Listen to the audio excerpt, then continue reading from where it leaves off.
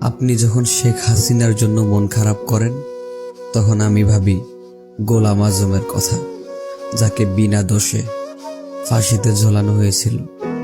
আপনি যখন শেখ হাসিনার জন্য মন খারাপ করেন তখন আমি ভাবি আল্লামা সাঈদী সাহেবের কথা, যাকে বিনা দোষে বছরের পর বছর তিলে তিলে শেষ করা হয়েছিল। আপনি যখন শেখ হাসিনার জন্য মন খারাপ করেন তখন আমি ভাবি আবু সাঈদের কথা, যাকে গুলি করে হত্যা করা হয়েছিল। আপনি যখন শেখ হাসিনার জন্য মন খারাপ করেন তখন আমি ভাবি মীর মুগ্ধর কথা, যে কিনা পানি বিলি করতে গিয়ে গুলিবিদ্ধ হয়েছিল।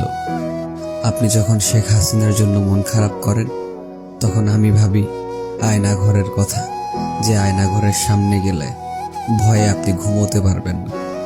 আপনি যখন শেখ হাসিনার জন্য মন খারাপ করেন তখন আমি ভাবি গরিব দুঃখীদের কথা, যাদের 1 কেজি গরুর মাংস কিনে খাওয়ার সামর্থ্য নাই।